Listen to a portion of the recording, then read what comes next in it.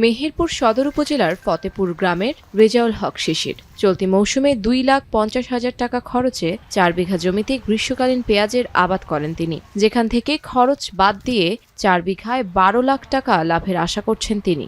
মোটামুটি 500 মনের ওপরে পেঁয়াজ হবে, যেটা এখন মোটামুটি এই বাজার মূল্যে হিসাব করলে দেখা গেল প্রায় 15 লক্ষের উপরে আমি বাণিজ্য করতে পারবো।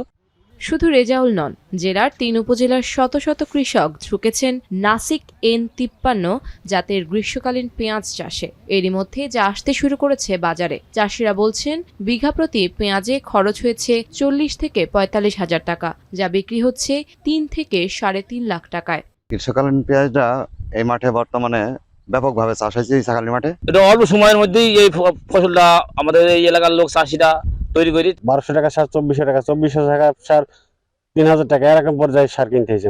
আর এই পেঁয়াজটার এই সময় কোনো শীতকালীন পেঁয়াজ থাকে না, মুড়ি কাটা পেঁয়াজ থাকে না, এবং অন্যান্য পেঁয়াজ যখন থাকে না তখন কৃষকরা একটা লাভবান হয়। আর এর ফলন বিঘা প্রতি আমাদের প্রায় হচ্ছে যে 100-120 মনের উপরে চলে যায়।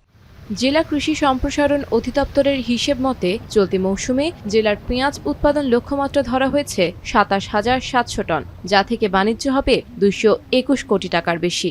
প্রতি বছরই গ্রীষ্মকালীন পেঁয়াজের আবাদ বাড়ছে এবং কৃষকরা ভালো দাম পাচ্ছে, এবং বাংলাদেশে যে 2-3 মাস যে পেঁয়াজের একটা ঘাটতি থাকে সেটা পূরণে এই গ্রীষ্মকালীন পেঁয়াজ গুরুত্বপূর্ণ ভূমিকা পালন করছে।